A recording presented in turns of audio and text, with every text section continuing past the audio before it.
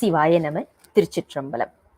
9 போலவர் வாசல் வகுத்தன, 9 போலவர் மார்பினில் நூலிழை, 9 போலவர் கோல குழற்சடை, 9 போலவர் பாரிடம் தானே. திருச்சிற்றம்பலம்.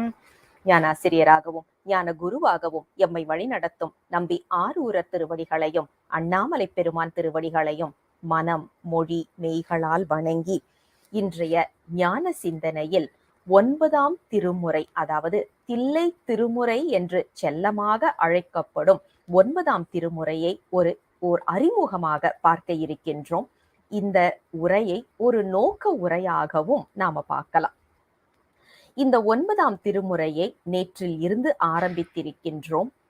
365 நாட்கள் இந்த 9ஆம் திருமுறையை பலவேறு கோணத்தில் சிந்திப்பதற்கு திருவருளும் குருவருளும் கூட்டியுள்ளது. இப்ப அடுத்த ஒரு கேள்வி வரலாம், ஏங்க 9ஆம் திருமுறையில இருந்து ஆரம்பிச்சிருக்கிறோம் அப்படின்னு சொல்லிட்டு. சைவர்களுக்கு பாடல் பெற்ற திருத்தலங்கள் அப்படின்னு தல யாத்திரை ஆரம்பிக்கும் போது எந்த தலத்துல இருந்து ஆரம்பிப்போம்னு கொஞ்சம் யோசிச்சு பார்த்தோம்னா தில்லை என்பது நமக்கு நன்றாக விளங்கும். ஏன் அப்படின்னா, நம்ம சைவர்களுக்கு மிகவும் முக்கியத்துவம் வாய்ந்த தலம் இந்த தில்லை என்பதுதான். அதாவது பூ அப்படின்னு வெறும்ன எந்த ஒரு அடைமொழியும் இல்லாமல் பூ அப்படின்னு சொல்லியாச்சுன்னா அது தாமரை மலரத்தான் குறிக்கும் அப்படிங்கிறது நமக்கு தெரியும். இப்போ மல்லி அல்லது முல்லை அப்படின்னாலாம் நாம் அதை குறிப்பிட்டு சொல்லணும். மல்லிப்பூ, முல்லைப்பூ அப்படின்னு நாம சொல்லணும். ஆனா வெறும்ன மலர் அப்படின்னு சொல்லியாச்சுனாலே அது தாமரையை தான் குறிக்கும். வாழைப்பழம் அதே மாதிரிதான். பழம்னு சொல்லியாச்சுனாலே வாழைப்பழம் தான். மற்ற எல்லாத்துக்கும் அதுக்கு முன்னாடி மாம்பழம் அல்லது பலாப்பழம் அப்படின்னு நாம சேர்க்கணும். ஆனா பழம் அப்படின்னு சொல்லியாச்சுனாலே அது வாழைப்பழம் தான். அதே மாதிரி கோயில் அப்படின்னு சொல்லியாச்சுன்னா நமக்கு எல்லாருக்குமே தெரியும், அது சிதம்பரத்தை தான் குறிக்கும். தில்லை என்ற தில்லை அம்பலவாணரை இருக்கின்ற அந்த திருச்சிற்றம்பலத்தை தான் நமக்கு கோயில் அப்படிங்கிறது குறிக்கும். மற்ற எந்த கோயிலா இருந்தாலும் நம்ம அதை ஒரு அடைமொழியோட சொல்லணும். பெருவுடையார் கோயில் அல்லது அண்ணாமலையார் கோயில் இப்படிதான் நாம சொல்லணும். ஆனா வெறுமன கோயில் அப்படின்னு சொல்லியாச்சுனாலே அது தில்லை தான். தில்லை அப்படிங்கிறதுல தான் நாம எல்லாமே ஆரம்பமாகின்றது. ஒடுக்க இடமும் அதுதான், என்னென்றால் ஆகாய தலம் என்பதனால.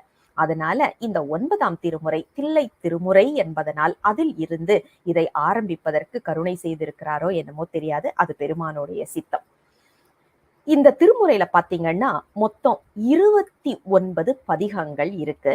அந்த 29 பதிகங்கள்ல 16 பதிகங்கள் தில்லைக்கு உரியதாக இருக்கின்றது. தரிசிக்க முக்தி தரும் தில்லைக்கு சிறப்பாக அமைந்த திருமுறை என்பதனால தான் இந்த பெயர் நாம வழக்கத்துல பார்க்கிறோம்.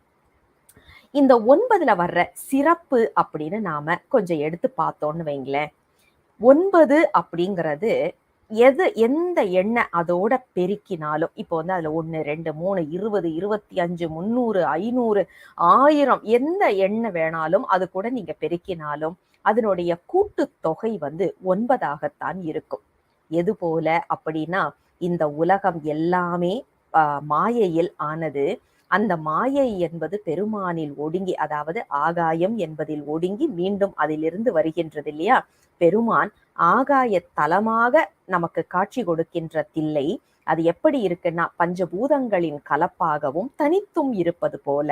அதனாலதானோ என்னமோ இந்த 9உடைய சிறப்பாகவே நாம இதை பார்க்கிறோம், அமைந்திருப்பதை பார்க்கின்றோம். இந்த திருமுறையும் முதல் 8 திருமுறைகள் போல 9 அதாவது ஒவ்வொரு தலங்களாக சென்று பாடப்பட்டவையாக இருக்கு. ஏன்னா முதல் 8 திருமுறைகள் நமக்கு தெரியும், அதனால்தான் பாடல் பெற்ற திருத்தலங்கள் அப்படிங்கிறதையே நாம பார்க்கிறோம். ஒவ்வொரு தலத்துக்காக சென்று நம்ம அருளாளர்கள் பதிகங்கள் பாடினார்கள். அதே மாதிரிதான் 9ஆம் திருமுறையும் வேற வேற தலங்களுக்கு சென்று பாடினதாக அமைகின்றது. அது மட்டும் அல்லாமல் இன்னும் ஒரு வித்தியாசம் பார்த்தீங்கன்னா, முதல் 8 திருமுறைகள்ல முழுமுதற் கடவுள் அப்படிங்கிறது சிவபரம்பொருள் மட்டுமே தான். அவரை போற்றும் விதமாக மட்டுமே அமைந்திருக்கும். ஆனால் 9, 10, 11 இந்த 3 திருமுறைகளும் பார்த்தீங்கன்னா சிவ குடும்பத்தை போற்றும் விதமாக அமைந்திருப்பதை பார்க்க முடிகின்றது. இந்த இந்த அதாவது முதல் 8 திருமுறைகள்லயும் முதல் 7ல கூட நாம எடுத்துக்கலாம். பிள்ளையார் பத்தின குறிப்பு, அம்மை பத்தின குறிப்பு மற்றும் முருகப்பெருமான் பத்தின குறிப்புகள் வரும். ஆனா தனி பதிகமாகவோ பாடலாகவோ கூட இருக்காது. ஆனா இதுல 9ஆம் திருமுறையில திரு இடைக்கழி அப்படிங்கிற பதிகத்துல பாத்தீங்கன்னா முருகப்பெருமானுக்காகவே அருளி செய்யப்பட்டதாக, அதாவது முழுமுதற் கடவுள் முருகப்பெருமான் என்பது போல இருப்பதை நாம பார்க்க முடிகின்றது. அது மட்டும் கிடையாது. இந்த 9 அப்படின்னு நாம எடுத்துட்டோம், அதாவது அந்த எண் மட்டும் நாம எடுத்து பார்த்தோம் அப்படின்னா அடுத்த நிலைப்பாட்டை குறிக்கக்கூடிய ஒரு எண்.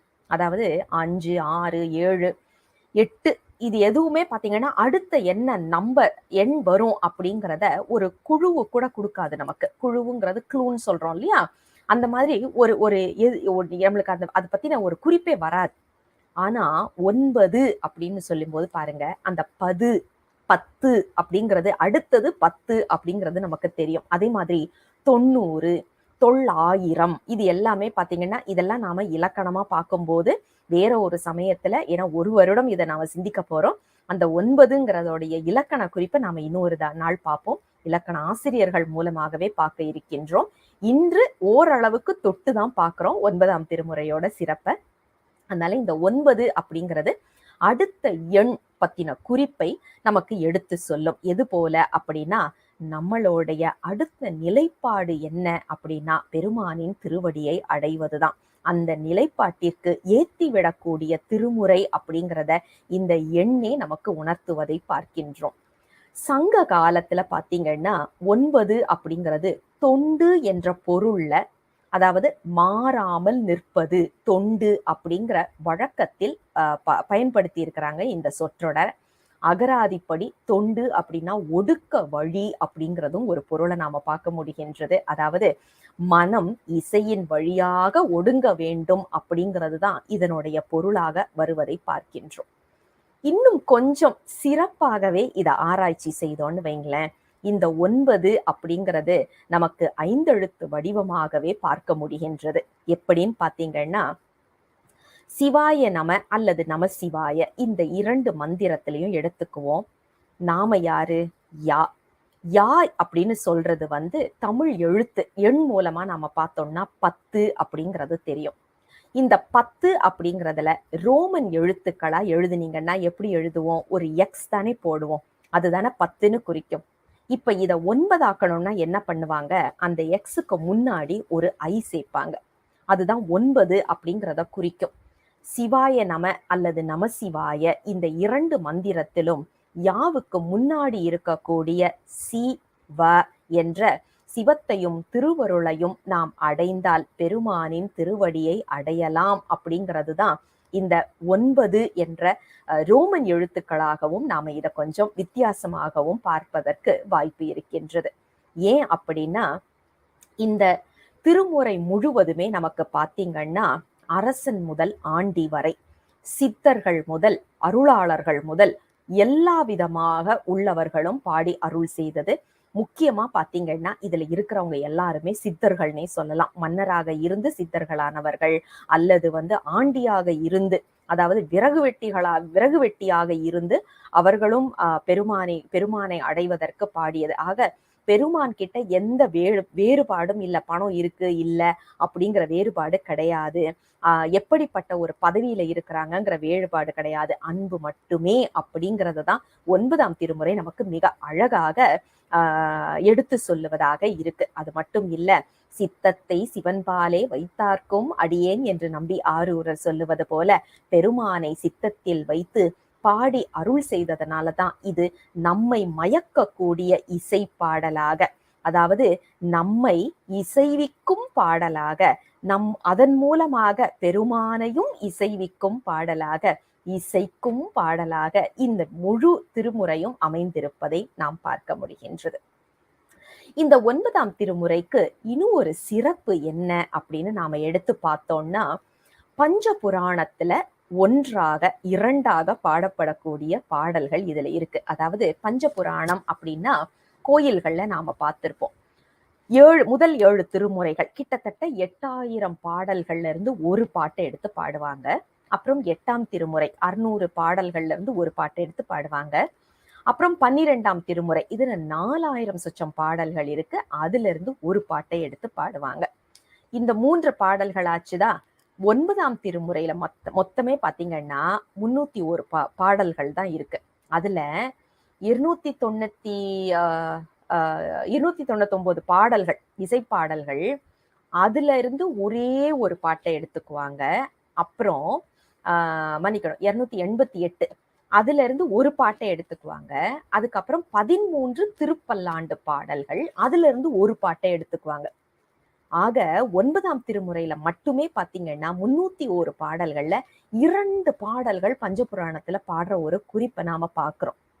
அந்த அளவுக்கு சிறப்பு வாய்ந்ததுதான் இந்த 9ஆம் திருமுறை. இப்ப இந்த பஞ்சபுராணம் அப்படிங்கிறத கொஞ்சம் ஆராய்ச்சி நோக்கோட பார்ப்போமே. இது எங்க இருந்து நமக்கு வந்தது அப்படின்னுட்டு. அதாவது புராணம் அப்படிங்கிறது வடச்சொல். புறா கூட்டல் நம், அதாவது பழமை கூட்டல் புதுமை அப்படிங்கிறது தான் அதனுடைய பொருள். பெருமான் பழமைக்கு பழமையாக புதுமைக்கு புதுமையாக இருக்கின்றான் அப்படிங்கிறத குறிக்கும் ஒரு சொல் தான். இந்த பஞ்ச புராணம் அப்படிங்கிறது எங்க இருந்து வந்ததுன்னு பாத்தீங்கன்னா வடமொழியில இருந்து, வேதங்கள்ல இருந்து வந்தது. ஏன்னா வேதங்கள் இரவு நேரத்துல ஒலிக்க கூடாது. ஏன்னா அது எல்லாமே பாத்தீங்கன்னா மந்திர சொற்கள். அந்த ஒலி அளவு இருக்கு இல்லையா, அது மிகவும் முக்கியத்துவம் வாய்ந்தது. சில ஒலிகள் இந்தந்த நேரத்துலதான் ஒலிக்கலாம் அப்படிங்கிற ஒரு குறிப்பு இருப்பதை நாம பார்க்க முடிகின்றது. அப்ப வேதங்கள் ஏதோ ஒரு காரணம் தொட்டு இரவு நேரம் ஆயிடுச்சு அவங்களுடைய பூஜையெல்லாம் முடிகிறதுக்கு அப்படின்னா முழு வேத பாராயணம் செய்வதற்கு அவர்களுக்கு நேரம் இல்லை அப்படின்னு வச்சுக்கோங்களேன். அவங்க என்ன பண்ணுவாங்க, 50 சிறந்த, அதாவது எல்லா எழுத்துக்களும் எல்லா அந்த ஓஸ் அந்த வைப்ரேஷன் சொல்லுவோம் இல்லையா, அந்த அதிர்வுகளையும் கொண்ட எழுத்துக்கள் கொண்ட 50 சிறந்த ஸ்லோகங்களை அவர்கள் உச்சாடனம் செய்தாங்க. இது செய்வது முழு வேதத்தையும் பாராயணம் செய்ததற்கு சமமாக அவர்கள் எடுத்துக்கொண்டார்கள். ஏன் அப்படின்னா சில காலகட்டங்களுக்கு தாண்டி வேதங்களை ஒலிக்க கூடாது என்ற விதிக்கு கட்டுப்பட்டு. சரி, இத அப்படியே என்ன பண்ணாங்க, நம்ம தமிழ்ல உள்ள அந்த புராணத்துக்கும் எடுத்து நம்மளுடைய திருமுறை ஒலிப்பதற்கும் எடுத்துக்கிட்டாங்க. திருமுறைகளுக்கு நேரம் கிடையாது, இரவுல கூட பாடலாம். பண்கள் பாத்தீங்கன்னா இரவு பண் கூட நமக்கு இருக்கு. நம்பி ஆரூரர்லாம் அதை பயன்படுத்தி இருக்கிறதையும் நாம பாக்குறோம். அப்ப நமக்கு அந்த கால கட்டுப்பாடுங்கிறது நமக்கு தேவையில்லாத ஒன்று. எப்போ வேண்டுமானாலும் பாடலாம். ஆனா கோயில்ல மூடணும் அப்படிங்கிற ஒரு சீக்கிரமா நட சாத்தணும், பெருமானுக்கு எல்லாத்தையும் பூஜையெல்லாம் முடிக்கணும் அப்படிங்கும் போது என்ன பண்ணாங்க, நேரம் இன்மை காரணமாக 5 பாடல்கள் அப்படின்னு கொண்டு வந்தாங்க. இந்த 5 பாடல்களும் சில கோயில்கள்ல பாத்தீங்கன்னா வெறும்னா முதல் 7 திருமுறையில இருந்தே 5 பாட்டை பாடிட்டு முடிஞ்சிருச்சுன்னு சொல்லிடுறாங்க. அது கணக்கு கிடையாது. எப்படி 50 ஒலிகள் கொண்ட ஒரு ஸ்லோகத்தை சொல்லணும்னு இருக்கோ, அதே மாதிரி இந்த 5 புராணம் அப்படின்னு சொல்றது 5 வகையாக நிர்ணயம் செய்யப்பட்டது. அதாவது திருமுறை அப்படின்னு நம்ம எடுத்துட்டோம்னா முதல் 7 திருமுறைகள் மற்றும் காரைக்கால் அம்மையாருடைய 2 திருப்பதிகங்கள், இந்த எல்லாத்தையும் சேர்த்து நீங்க எத்தனை பாடல் பாடினாலும் அது ஒரு வகையாகத்தான் சேரும். ஒரே ஒரு வகை தான், இசைப்பாடல்ல தான் அது வரும். அதனால அதாவது பண் அமைதி பெற்ற பாடல்கள்ல தான் அது அமையும். அதுல நீங்க 100 பாட்டு பாடினாலும் அந்த 5 வகை அப்படிங்கிறதுல ஒரு இடத்துலதான் நம்ம டிக் போடலாம். அடுத்தது பாத்தீங்கன்னா இது இசைப்பாட்டுல வந்துருச்சா. அப்புறம் இயல் இருக்கு. இயல் பாத்தீங்கன்னா 8ஆம் திருமுறை அல்லது 10ஆம் திருமுறை அல்லது 11ஆம் திருமுறை. இதுல நீங்க எத்தனை பாடல்கள் பாடினாலும் 2வது வகையில உள்ளதுக்கு தான் அது சரிப்பட்டு வரும். அதை மட்டும்தான் நாம எடுக்க முடியும். ஆக 2வது இசைப்பாடல் 1, இயல் தமிழ்ல உள்ள 1 நாம எடுத்துட்டோம். இது 8ஆம் திருமுறை, 10ஆம் திருமுறை, 11ஆம் திருமுறை மூன்றுமே அதுலதான் வரும். இதையெல்லாம் முடிச்சதுக்கு அப்புறம் இசைப்பாடல். இசைப்பா என்பது நமக்கு திருவிசைப்பால வருகின்ற இந்த 288 பாடல்கள். இதுல ஒண்ணு பாடலாம் அல்லது ஒரு முழு பதிகமும் பாடலாம். இல்ல நேரம் இருந்ததுன்னா 27 பதிகங்களையும் பாடலாம். ஆனா அதுவும் 3வது வகை வகையைத்தான் குறிக்கும். அடுத்தது திருப்பல்லாண்டு. 13 பாடல்கள் பாடினாலும் 4வது பாவகையைத்தான் அது சாரும். அதுக்கப்புறம் 5வதாக பாத்தீங்கன்னா அடியார் புராணம். இதுல கண்ணப்ப நாயனருடைய முழு புராணத்தையுமே நாம படிக்கிறோம்னு வச்சாலும் 5, அதாவது அந்த பஞ்ச புராணத்துல ஒரு வகை பாவகையில, அதாவது அடியார் சார்ந்த ஒரே ஒரு குறிப்புல தான் அந்த முழு சரித்திரமும் அடங்குவதை நாம பார்க்கின்றோம். ஆக இந்த பஞ்ச புராணம் அப்படிங்கிறது 5 பாடல்கள் கிடையாது, 5 வகை பாக்கள் கொண்டது அப்படிங்கிறத நாம முதல்ல புரிஞ்சுக்கணும். ஏன்னா நம்ம சைவர்களுக்கே நிறைய பேருக்கு அது தெரியறது இல்லை. நேரா கோயில்ல போயிட்டு நமக்கு வந்து முதல் 7 திருமுறையில இருந்தே 5 பாட்டை பாடிட்டு வேணும்னா ஒரே ஒரு திருவாசகத்தை பாடிட்டு முடிச்சிடுறாங்க. ஏன்னா 5 பாட்டு கணக்கு அப்படின்னு வச்சுக்கிறாங்க. அப்படி கிடையாது, 5 வகை அப்படிங்கிறத நாம நினைவில் வைக்க வேண்டும். இதுதான் நமக்கு இந்த 9ஆம் திருமுறையோட சிறப்பாக நாம பார்க்கிறோம். இன்னும் கொஞ்சம் ஆழமாக இந்த 9ஆம் திருமுறையோடைய சிறப்பை பார்க்கணும்னு வைங்களேன்.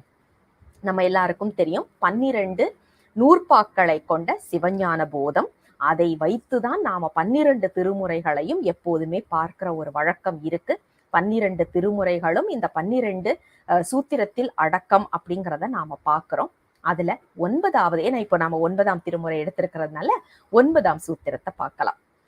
ஊனக்கண் பாசம் உணரா பதியை ஞான கண்ணினில் சிந்தை நாடி உராத்துணை தேர்ந்தியன பாசம் ஒருவ தன் நிழலாம் பதி விதி எண்ணும் அஞ்செழுத்தே அப்படிங்கிற ஒரு குறிப்பு சொல்றாரு. அதாவது உபதேசம் ஒரு ஆன்மாவுக்கு கிடைத்த பிறகு அது என்ன செய்யணும் அந்த ஆன்மா அப்படின்னா, அந்த உபதேசத்தை சிந்தித்து கொண்டே இருக்க வேண்டும். அதாவது 5 எழுத்தை சிந்தித்து கொண்டே இருக்க வேண்டும். இதுதான் சித்தத்தை சிவன்பாலை வைத்தார்க்கும் அடியேன் என்று நம்பி சொல்லுவது.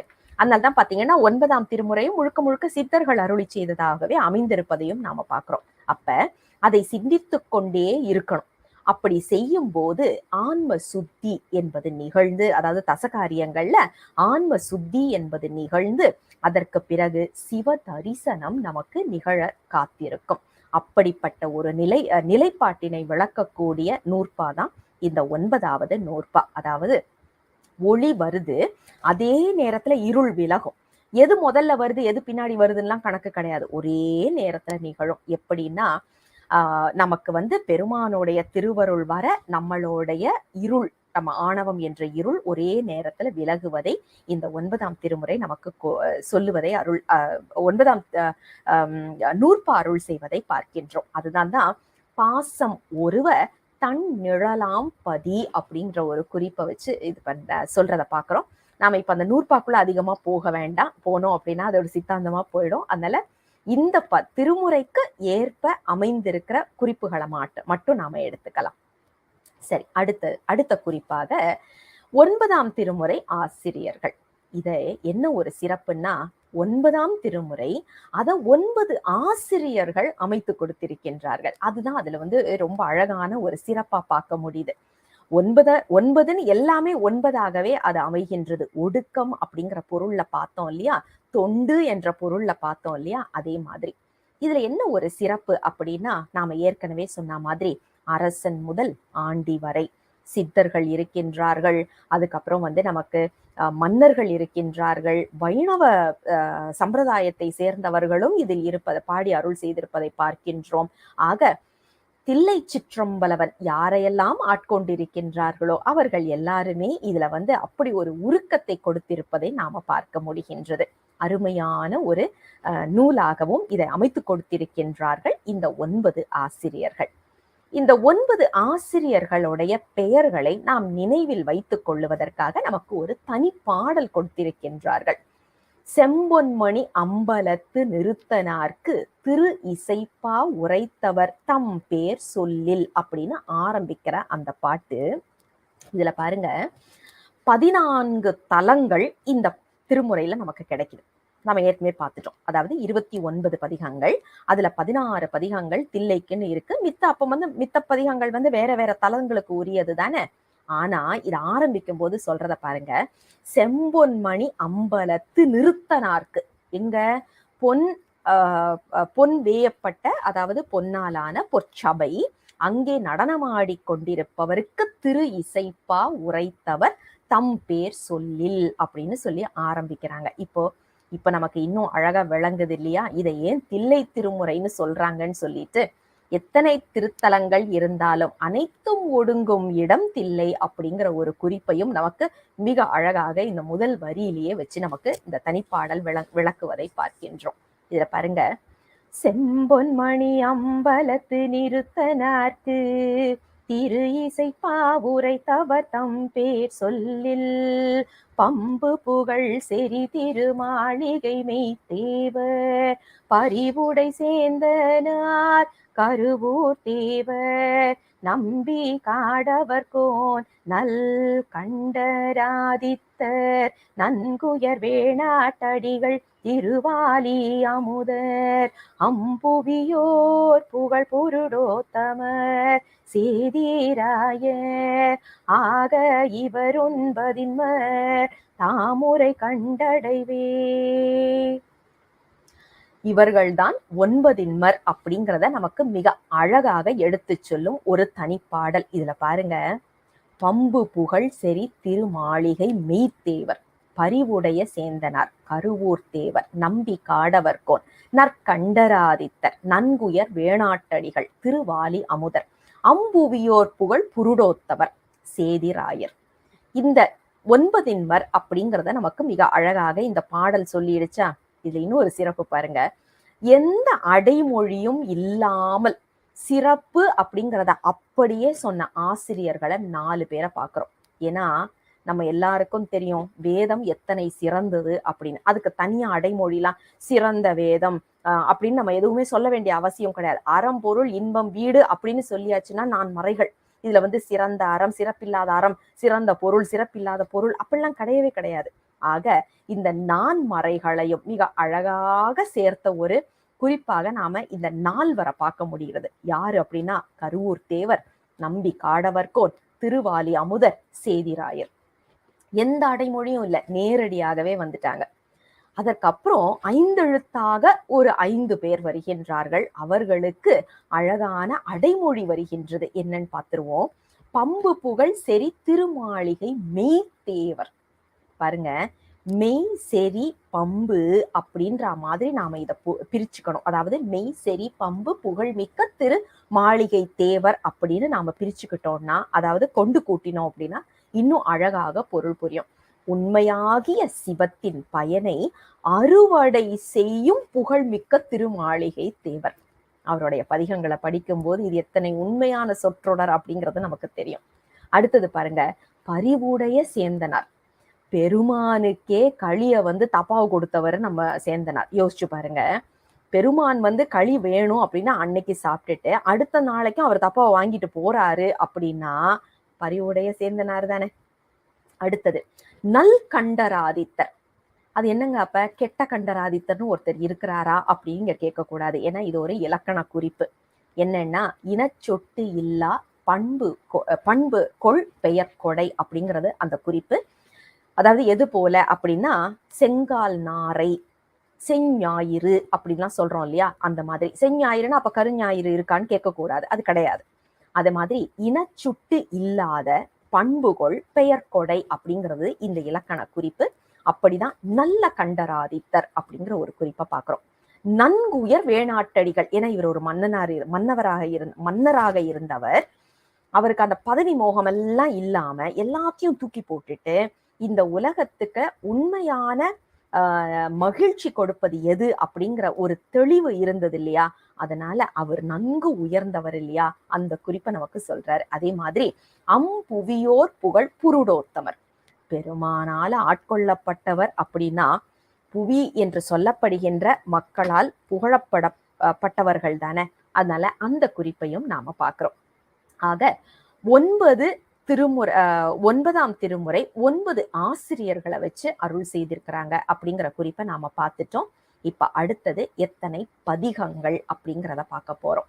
இதுல என்னன்னா அறிவுடை மாளிகை மன்னிக்கணும் அடைவுறு மாளிகை தேவர் 4, சேந்தர் அன்புறு பல்லாண்டொன்றோடு இசைப்பா 3, திடமுடைய கருவூரர் 10, வீரில் சிறந்த காடவர் 2, கண்டர் வேணாடர் படி புகழ் ஒவ்வொன்று திருவாலி 4 பன்னு புருடோத்தமனார் 2 சேதிராயர் உடைய திருக்கடை காப்பு 1 அப்படின்னு சொல்லிட்டு நிறைவு வரி பாருங்க.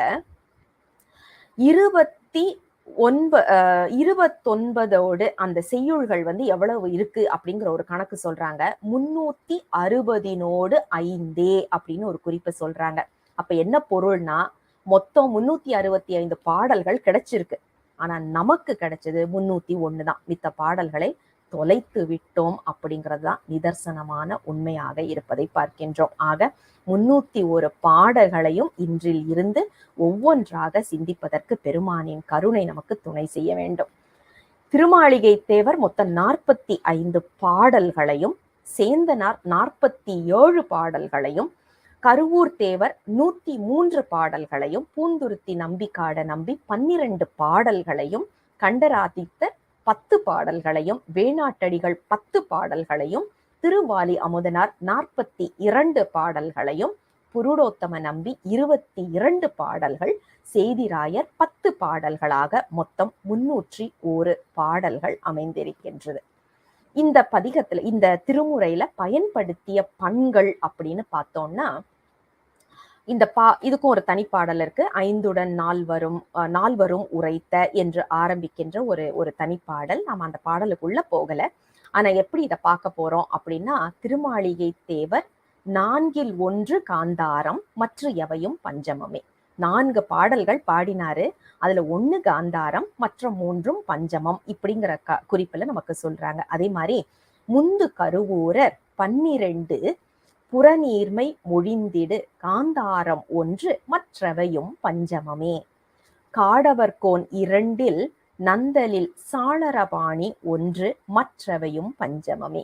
வேணாட்டடிகள் நவின்ற 1 புறநீர்மை, திருவாலி அமுதர் பந்தமர சொன்ன 4ல் 1 நட்டராகம், பகர்ந்திடின் 1 இந்தளம் மற்றவையும் பஞ்சமமே.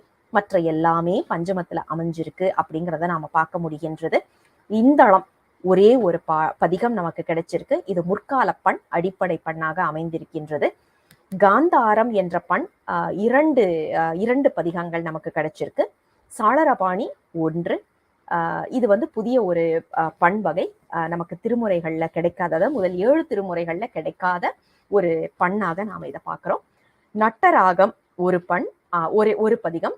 புறநீர்மைக்கு 3 பதிகங்கள் கிடைச்சிருக்கு. மற்ற எல்லாமே 21 பண்கள் பஞ்சமம், அதாவது பண் சமம் என்று சொல்லப்படுகின்ற பஞ்சமரபுபடி மங்கள பண்ணாக அமைந்திருக்கக்கூடிய 3ஆம் சாம பண் இந்த பஞ்சமம் என்று சொல்லப்படுவது.